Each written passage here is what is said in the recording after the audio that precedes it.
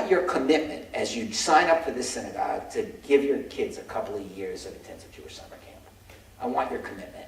Because that's not impossible, and it's not too expensive, and you can send your kids to Camp Wachahuchi anyway, and so why not send them to a Jewish summer camp? Now, look, this is a tough discussion. I have this discussion with young families who I'm asking for money for CJP, and I'm not their rabbi, and I'm not their school, but I feel like duty-bound to tell them that they ought to give some thought to how they're raising their kids and what kind of choices they're going to make. So, I mean, I think that the integration of formal and informal Jewish education, every kid should by all means get the best possible supplementary school education they can have, but you got to help people make a choice. So what we've said was, we're going to help the rabbis and the synagogues do this. We're going to offer them a bonus, $1,000 a head, for every additional kid they get to go to intensive Jewish summer camp, and a $7,500 bonus if you get, I don't know, 30 kids. I don't know what the rules of the program are. Because then you take that to your board and you go, let's do this thing. You know, let's have a tough discussion, a loving discussion with every incoming family to see what we can do. And you know, so that it's not just a discussion about the Hebrew school and what to expect. It's to say, to be part of our synagogue community and our Jewish educational process, we want you to think about intensive Jewish summer camp. It's not required. It can't require anything, and we shouldn't. We want you to think about it. I want you to think about educating yourself. I want you to think about filling your shelves with Jewish books. I want you to think about it. Because I got to tell you, truth in advertising, we can't make Jewish children just with our preschool. We can't do it. Just with our afternoon school. We just can't do it. It's dishonest to make them think that we can.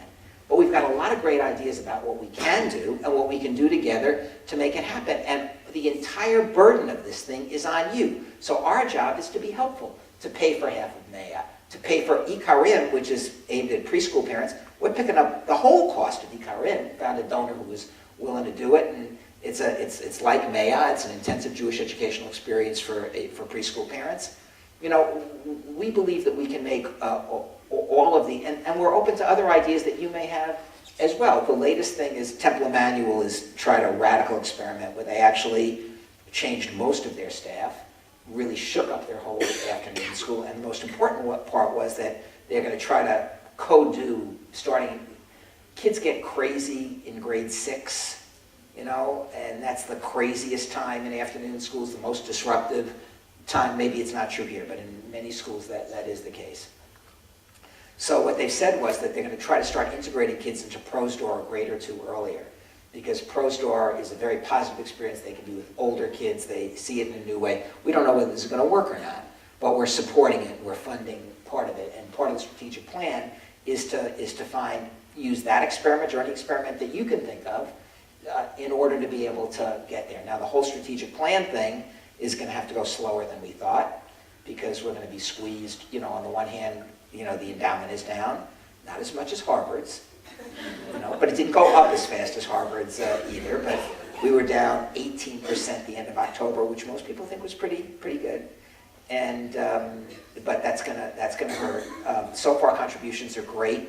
We're talking to the highest level of donors, and their foundations are down 20% or 30% or 40%, but they still have foundations.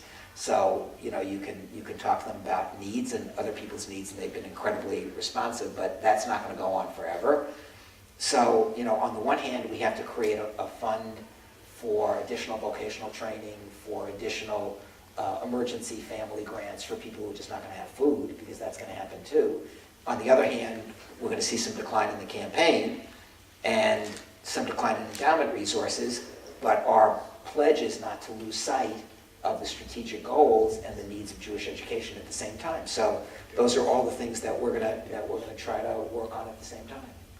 Barry, I'm respectful of the fact that you probably have other places to go, and we're 5 minutes over, and people. I can schmooze with you forever, so. Right, and I can schmooze with you forever. So thank you so much. Folks, don't forget February 8th at 11 a.m.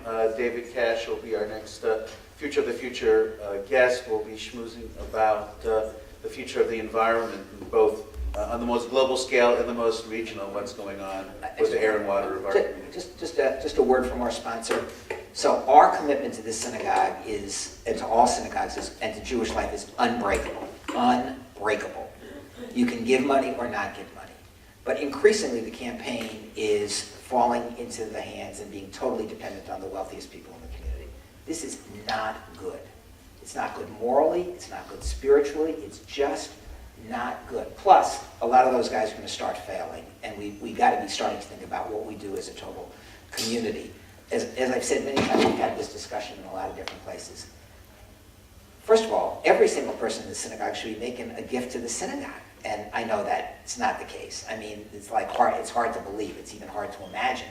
You know, $18, something. I mean, above and beyond your dues. I know you're paying a lot of money in dues, but on the other hand, there's a tzedakah implication to having a synagogue as well, and that's usually important. But beyond that, I'd like every Jew in Boston to give $18 to CJP. I mean, you know, just to participate in the synagogue is one thing, but you have responsibility for Jews in the former Soviet Union.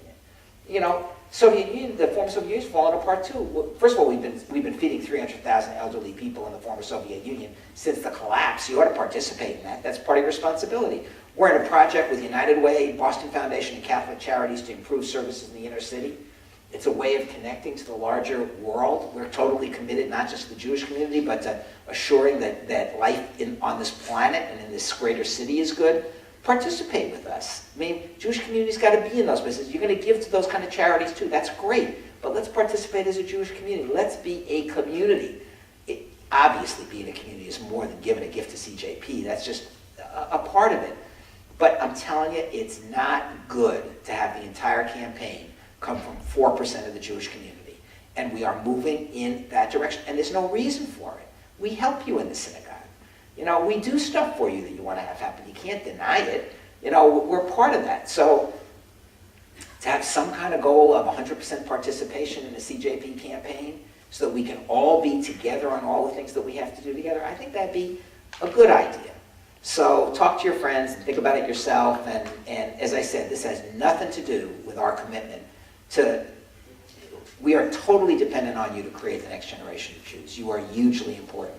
But you're important to us in that way too. It's not about collecting huge amounts of money. It's just about a sense that there's one thing that we can all participate in together. The Orthodox community, Reformed community, Conservative community, unaffiliated, that we're all in this together trying to create a better Jewish world. So thank you for giving that some thought too.